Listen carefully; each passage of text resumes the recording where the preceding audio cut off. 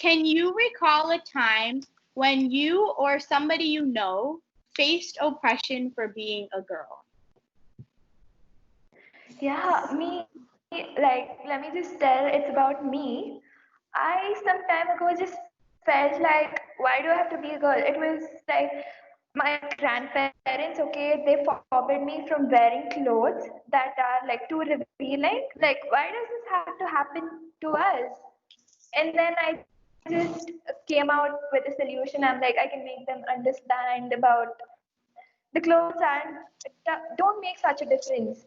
So I think like when it comes to like oppression as a girl, I feel like most of the time it happened a lot when we were younger with like sports and like in school it's always like, oh, the strong boys can do this and the girls can like stay back and kind of watch them.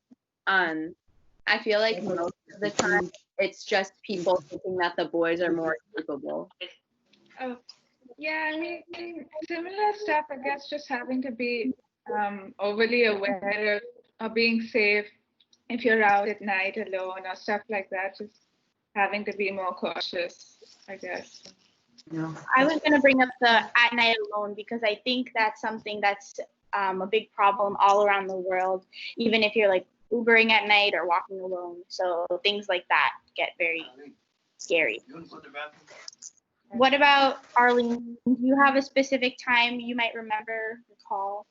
Not really. It's just a general feeling that like boys are more preferable for like positions in like a program or something over girls. So it just makes me feel just like less of myself in a sense. Yeah, connecting to that when you say like men in leadership, because so many of the world's leaders are men, how do you feel about that? Promise, do you want to talk about how you feel about majority men in leadership? For me, I feel it's so wicked that there are there are no women who are participating in this leadership. So I think more women should at least have a chance to to participate in leadership. Yeah, I definitely agree with that. I feel like having mostly men in power, like they don't always have women's best interest at heart. And even though like we know that technically we can have those positions of power because it's like possible, it just feels really hard to actually achieve when like a majority are men. yeah, sure. You know, like it's actually like equality matters, right? But what people think is that if women were given the chance, then they had to balance between what's at home and at work. So maybe people think that it wouldn't be possible for women to do so. But actually, the point is that women can do anything, right? Going back to what we talked about earlier with what Sana mentioned about just being at night and it's kind of scary or being by yourself at night. Have you ever been catcalled in public? Sometimes when you're walking, a man will whistle at you or call you, and it happens to many women. Has that ever happened to you, and what was your experience with it?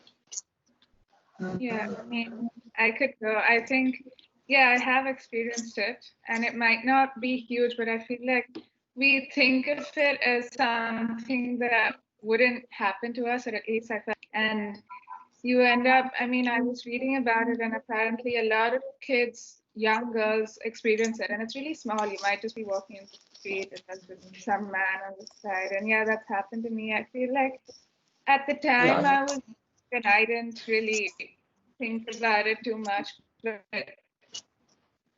obviously it's another thing that has to bring about a change in that aspect. So yeah. Exactly. Since as you said, like it seems like a small thing, but I feel like maybe we've just gotten used to it. So then it's like, oh, this happened again. So then it's like something that we just got used to, which we shouldn't have to be like desensitized towards. Yeah. So anybody else have been catcalled Arlene or Madison? Yeah, I think the first time it ever happened, I was probably only 11 or 12. And so that time it definitely really scared me just because I was so young and it was really scary. And now I think I have been kind of desensitized to it because it really does happen a lot. Like it'll happen if I go on a run, it happens all like at work, it happens a scary amount of times. And there's nothing you can do about it in that situation because you're supposed to be like good customer service. So you don't want to be rude back, and it's just a weird situation where they kind of hold that power over you. This is kind of a bigger question, but how do you feel like we could solve the problem of catcalling? Because it happens so often and it's such a huge problem, do you think there's a way that we could maybe implement something to solve the problem in our youth or even in the adults? I mean, it'll be very difficult just because like people won't listen and all that, but just trying to educate people on what's wrong and what's right from like starting from a young age will carry over into adulthood, and they'll realize that catcalling isn't right. In school, a lot of the time we learn about health education. I know where I live in Boston, I know that we have to learn health. Do you feel that boys and girls health education is treated equally? Do you feel that you know enough about what boys go through, and do you think boys know enough about what girls go through? So no, I think in my personal experience, we've learned with the boys, and yeah, I feel like we have a pretty decent understanding, and it's been dealt with really well in both in India and the UAE actually, in my schools. But I definitely think that there are places where it's not the same, and I'm aware of that as well. So yeah, it's sort of in my experience, I think I've been lucky enough. Yeah, just that at 16 years old, I guess we all know what we're going through, like even the guys and the girls. But here it's just that people feel uncomfortable, like to, talk about it or something. So most of them don't get to realize what's going on with them. For us, I feel like we had a majority of our health education more in middle school. Like the high school health wasn't as big of a thing, but in middle school they would separate us into two different rooms. So it was like the girls' room and the boys' room. And so I think you got a good understanding of your own health and your own body and your own experiences. And they would talk with the girls about like being catcalled and sexual harassment. But I have no idea what went on in the boys' room, like if they were talking about them to not do those things. So I think you have a good understanding of your own experiences, but not of the opposite sex. Arlene, do you have anything to add? Yeah, I agree. Like we learned more in middle school through like a program. It was called like Healthy Futures. But for my school, we didn't really split up between genders. We were all together, but it seemed also brief. And then when you transition over to high school, it doesn't seem like they focus on that much. Well, it depends between the teachers, but that's what I got from it. Yeah, so it seems to vary school by school where we are, which is kind of weird. I feel like they should teach it all together. But what are your thoughts? How do you think health education should be taught to kids and when? And if you agree with how your country has done it, or if you feel like there are things that you should change about how your country handles it? In health education in Kenya, when, as me personally, when we were taught health education in class, it made us feel different from the others. Before that, we thought we were all the same, inwardly and also externally. But after that, it made us feel different. And then we kind of isolated from the boys. We think that they were some sort of villains to the girls after hearing about case rape and thoughts. But with time, we came to realize that they're actually bad. It's okay to socialize with them, but not to specialize. In our country, like it's fine about how they're going about teaching about health education. It's fine, like they're going well. Okay, that's good. That's good to know that that part of our learning is pretty secure. Sana, do you have some? I feel like you said that you liked how it was taught. Yeah, I feel like. I think also for me, one thing that was important was that we weren't segregated. Like she said, that when they were separated, the boys and girls, you understand about yourself, but not with the others. And I think because I've learned with the boys also, we were sort of comfortable around each other to have the conversations, which I feel as though I think, yeah, I feel like that is a key thing. But yeah. Do you have an idea on how we can make conversation start going, and especially maybe the younger ages, middle school and even high school? Some people don't even want to talk about it. So, do you have an idea on how to change that?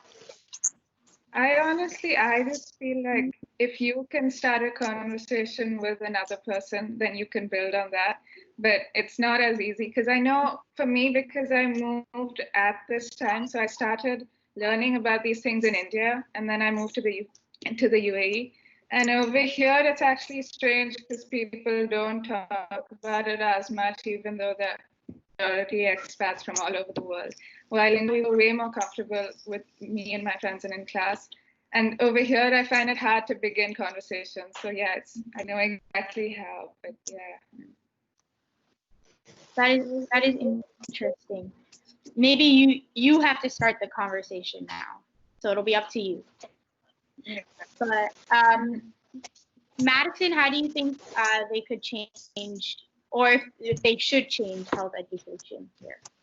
I think that health could start like earlier, like even it starts in kindergarten, and in kindergarten you learn about like exercising and eating healthy. And if it just is like a core part of curriculum, that way like you can build on it and it makes it more comfortable because you're having that conversation your whole life instead of just like one day out of the blue saying, okay, let's talk about all this uncomfortable stuff. So I think everyone will be a lot more open to it if it starts younger. Arlene, what do you think? Do you agree or disagree? No, I agree. Starting from a younger age and building off of that is really important. And I also think like within each school there should be like close knit groups / communities where you're able to talk if you just talk about those types of like questions you have about your health with certain people so you feel more comfortable. Yeah, that's better. Do you mean like a counselor or somebody who's always there, or do you mean a group of kids? What? I feel like a group of kids and then maybe like a teacher, just like to focus on like well, I mean, yeah, a counselor too, and also to provide like links and resources if you ever need to learn more, I guess, compared to like a health class. Just having that extra help is important. When we are all in high school, the next phase of our life, either college, university, or going into a career straight away, is it important to you the ratio of men to women at your workplace or university when you apply there? Is that something that's important to you? Yeah, I think that is important because it will help us know how to treat each other. Like we will know how to distribute the learning. For example, if you are in an all-girls career, you will find it easier to communicate with your boss than when your boss is actually a male. I think it's important because it will help us cooperate with each other. That's a great point. Having leadership within your own work, being a woman that you feel that you can talk to freely, which is a great point. I like that idea. For me, actually, look at that. I mean, I wouldn't place too much importance on. For me, it's typically than the gender. But yeah, I definitely see where she's from and her point. But yeah, for me, that wouldn't be something I would consider Right. I don't think that's something that would be really important to me, but I do think it would be beneficial if it was an equal ratio. But I want to go into STEM, and so it's just kind of like understanding that ideally it would be an equal ratio, but I know that it's probably not going to be. So it's just something that you kind of have to accept. Mhm. I feel like the ratio, it's just a number, but like when you get to the college and university, like you just have to have a good feel for it and like make sure you feel comfortable like working with the other gender, because like there are stereotypes and it's just like you want to, yeah, you want to feel comfortable. Yeah, I don't know how to. No, I see where you're going. You want to feel comfortable with some people at your university where you're going. Is that kind of Yeah. what you mean? Okay. So is in relating to careers, when you're going into college or picking a career, there are some stereotypes in countries as to what a girl or woman should go into and what career she should be in. Are there stereotypes where you are, and what are those careers that a woman should go into? Sana, do you want to start? Yeah, I feel like the Middle East in general, there are a lot of stereotypes from outside, assuming that the women aren't really allowed to take the career of they want to. But from what I have learned from being here, there's no restraint what the women can do. So that's based on my personal knowledge. There's absolutely nothing that women are not allowed to do. Okay, from my personality, I think here in Kenya we have that's something that they keep on saying that girls they can't do this and this is just work for men. And from my perspective, I see that there's nothing that can stop any person from doing. You know, there's a saying that goes, "What a man can do, a woman can do it much better." So I've seen so many pilots who are women, and they do it. Women who have, and they're doing it so well. Engineers who are also women, they're doing it so perfectly. And I think there's nothing we can't do. We can do anything as long as you go for it and push it forward. You'll still get to what you want to do. I mean, here, like, women are allowed to have any job that they want, but there's definitely a lot of stereotypes. Like, one example is in the medical field. Like, women in the medical field, I feel like they're always assumed that, oh, you're the nurse and the man is the doctor, when really, like, women can be doctors just as often as men are, but there's still a lot of stereotypes around it.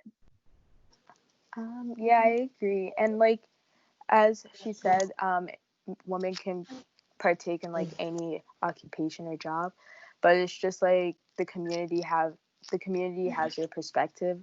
Like let's say like a woman's running for president, some people say, oh, she's not gonna win because she's a woman and people won't respect her, and it's just like it's kind of just rough because like it shouldn't be that way. All right. Like the gender shouldn't overpower like your qualifications for the job. Do you feel that do you feel the pressure to get married because you are a woman in your country?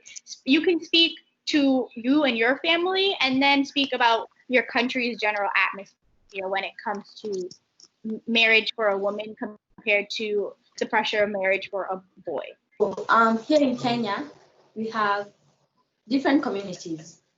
In some countries, the pressure of getting married is not as high as in other communities. For example, there is a community called the Maasai, where children are often, first, they are circumcised, then they are sold off at a very early age in exchange for some 10 cows or so. I think that is very brutal because the men aren't forced to get married. Yeah. Yeah, no, for me personally, like my family, there isn't any pressure whatsoever at all. But in In the UAE, I honestly, because I'm new here, I don't know much about the culture, but that I'm sure from what my friends and stuff, I do know that there's obviously a difference in, I don't know about marriage in particular, but girls are, it is supposed to be something that girls will have to do, and the boys don't have to think about that as much. And if I could talk about India, because I also experienced it there again, because I didn't experience it personally, but it's definitely something that exists in general in the country, where the pressure is girls about marriage. But yeah. Yeah, basically in India as a whole, I guess people just think that the destination of a woman is finally getting married. Like they feel women just belong at houses. At least most of them do. That's what happens everywhere. Like in most of the places in India, that's what's going on in our family too. At least a few people in our family. Yeah, you feel that are being pressured because they have to go, and there's kind of like a timeline, I guess, right? That they have to get Yeah. married and have kids. But Madison, what do you feel? I mean, there's definitely no pressure like within my own family to get married. And I think that the only issue with marriage in our country is that everyone is kind of expected to get married at some point. Like there's still those traditional values of, oh, everyone's going to get married and have a family someday, which a lot of women today don't even want that. And that should be completely acceptable. No, well, there's no pressure within my family, and it just varies throughout the country and the whole world. Everybody will have, within their own family, they'll have expectations to live upon, but like, I feel like it should be broken, I guess. So, in your country, connecting careers and marriage, do you feel that once a woman is secure in a career and then has a family, does her career change afterwards? Due to like the prejudice of society. I definitely, yeah, I get this question. I think again that notion of that concept does exist. Not every and there's no need to follow, but it's definitely something that sort of through society as in you're aware of the fact that that idea exists, and then you can choose to go against it. But I think it is still rooted in society. So.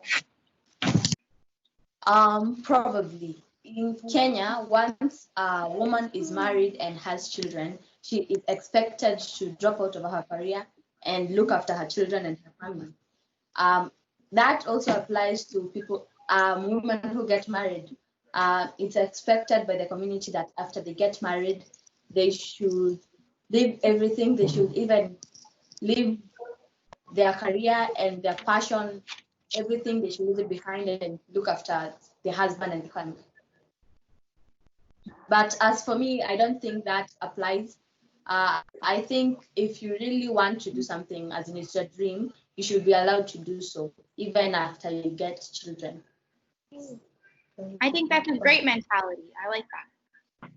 Well, after you have your career in marriage, it will obviously vary from person to person, but I think that there is like the ideal that, oh, you should like ignore, you should get, let me see something. Drop out of your career and then you'll spend time like basically being a housewife, just like staying at home when the men work. But like I agree with Promise that like you should be able to do like whatever you desire, and you can like balance the life between like your family life and then your job life. Yeah, it's actually that, after a person gets, I mean, a woman gets married here, when she moves to her husband's house, it's like her husband might like support her from like to work or something, but the society does not let her to work. So do the in-laws, I mean, the husband's parents and all of them, they don't let her work. That's what happens with most of the girls in India. And in rural areas of India, I guess it's worse because I think they get married even before they go to work or something. So it's bad here. I agree with what Arlene said about how women like are kind of expected to balance their family with their career. And I don't think that's a terrible thing, like to have that balance, but it should be shared more equally with the husband and the father. Like both of them should have to make those sacrifices in their career. But I feel like it usually only falls on the woman to make sacrifices in her career. There's a couple more questions, but I wanted to ask before we get into that, do you have any specific questions while we're all here for somebody that lives in a different country, whether it has to do with this topic or anything else before we move on to some other questions? Because this is your opportunity to ask. Do you have challenges that the girl child passed through during this COVID-19 pandemic time? Like in Kenya, we do have so much. Sure. I don't think actually in respect to COVID-19 that there is anything that girls have to specifically go through. Yeah, I don't really know. I don't think there's been any problems like specific to girls. Like I think there's definitely been a lot of problems in general, but not really specifically to girls.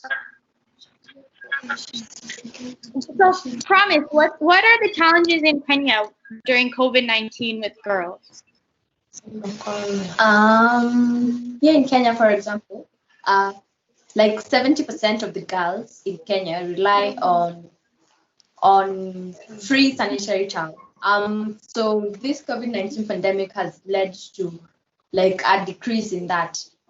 For example, in 2019, there was a very high number of people donating sanitary towels, but now it's kind of gone down that the girls are so desperate that they have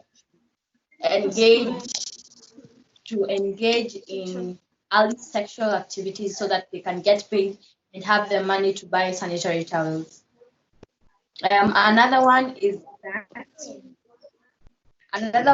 that we have some cases of female substitution, FGM. Now in COVID-19, the government is too focused on COVID-19 that it forgets about the girls, and those cases are now. We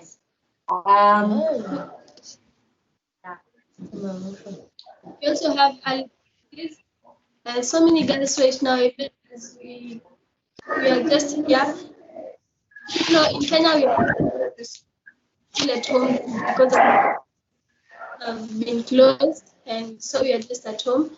So many girls in the rural areas are getting pregnant, and it really hurts. Almost 9% of girls really participating in the sexual activities, and now they are just pregnant. We don't even know if we are going to go to school, if we go back to the girls. I don't know what you are going to do. And another one in Kenya here, some parents are using their children as they're sodomizing their children. They are also giving them abusing them, both sexually and physically. And I think that is affecting the mothers to the girls get married so fast, so at an early age, so that they may get the dowry as they used to sustain girls.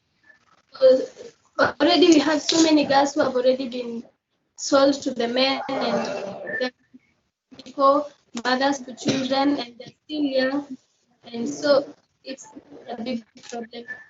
A lot of points, which we might not even have thought of. So let's to reiterate a little bit. So we talked about domestic violence during COVID because girls together and in families and things like that.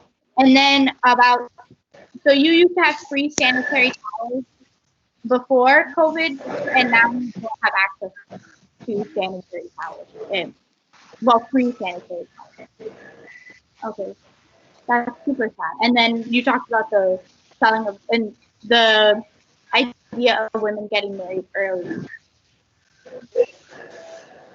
Very sad. Do you have an idea on a solution, maybe to the maybe one of the points that you talked about? Anyone? Do you feel like there's a solution that you could implement, or somebody like a leader could implement that you have an idea for one of these problems during COVID?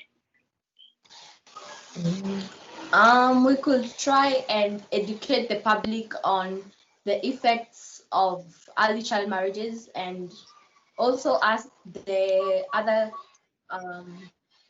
advantaged people to donate their money so that it can provide sanitary towels to others.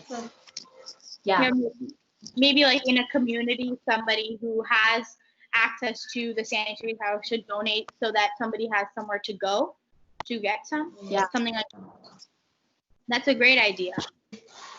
From where you girls are, do you think that there's a way we can change the way boys actually interact with girls so that we don't get a negative impact? I think that's a great question. Do you want to ask somebody specifically? Maybe Eileen. Oh, Sorry. Arlene.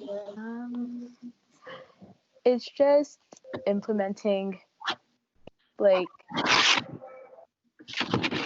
implementing like strong education from like a young age to talk to boys about how they should treat girls and talk to them, and then it'll progress over time, and then they'll realize what's right and what's wrong. Yeah, are there things that you feel empowering about being a woman? There's nothing about like being a girl. There's something else. Like there's nothing like that, because guys and girls are like equal. All of us need to get equal chances for everything. There's nothing that we're more powerful because we're guys or because we're girls. All of us are equal, right? I feel I kind of agree. I think the idea of equality is so strong. At least something that I believe so strongly. Yet, of course, that has to be there, the base. I think it's really empowering that there's like so many amazing women and like so many talented women. Like women can do so many different things, but I think one thing that's really empowering is that we're all connected by like our common thread of experiences, and some of those experiences are good and bad, but I just think it's really cool how like we can all relate to each other and have these like tough conversations. And I think it's really empowering to see like other women lifting each other up, trying to break this cycle of like negative stereotypes about women. I think that's a great point. I think every person was brought to the world for a purpose, and being a girl doesn't mean that you can't do anything. It's something that God saw and brought you onto the earth so that you may succeed it. And I feel that really inspires me, and it makes me feel like there is something I have to do until I get to the end and achieve that, so that it may bring an impact onto the world. And specifically, even in Kenya, we really need to change the way that some things are being taken care of, and bring a new way of dealing with the problems. And I feel that is what we were brought to the world to do. And another thing that empowers me about being a woman is that we have been given the ability to give lives. So we have been given the ability to protect. You can see that the way a man looks after the child is not the same way a woman does, especially a mother. It makes us in the world significant and important. Yeah. Yeah, so you think it's empowering that like when you're a mother, like the way a mother looks at their child is something. Yeah, I think so. Some mothers, they carry a child for 9 months, and that's pretty cool. You're creating a whole child. I agree. Arlene, do you have something to add? it kind of ties into like what everybody said. Just like hearing on the news what women are accomplishing despite like all these all just like negative comments towards them, they'll keep moving forward and like they'll win awards in like their jobs or they play a role in their community. It's also empowering and like just words of encouragement are really important. I think that's a great point. So, how do you feel that our generation will change these, let's say, norms? So, when our generation goes into leadership positions, do you feel that we will be able to change these norms that we have been talking about this whole time? Yeah, so I think one thing that our generation can do is be really vocal about the prejudices that women face. I think even as teenagers right now, we all speak out a lot. Like if someone catcalls us, a lot of people will like say something right back to them. I think our generation is less afraid of how society sees us. So I think they'll first be really vocal about making those changes. And then as we work up to leadership positions, we can definitely like bring that discussion into like our workplaces to try and make improvements on it. Yeah, I totally agree with her. Exactly. I think the fact that already we're able to have conversations and spread awareness, and I think we're way more open as a generation in whole. But I think the fact that we can take all of these conversations with us, like she said, and then when we do get to leadership roles and stuff, to have that idea that maybe we have to involve more women and give them as many opportunities. And the fact that we know that and we're able to speak about it sort of will help us apply it into our actions, I guess. Yeah. As we, I think it's time for the world to change the way they think of us as girls, and it's also time for them to give us just as many opportunities to lead as they give to men. We women can be very great leaders because we have insights on very little details that men might miss.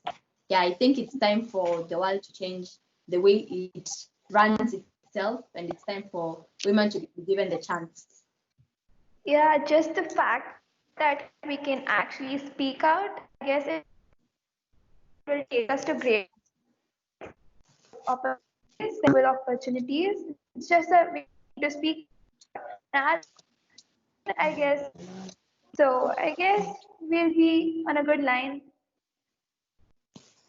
Yeah, just like being vocal, and I feel like social media plays an important role because people like just sharing stories or like posting links and all that, you're able to be educated more and just breaking all these norms that women are pointing.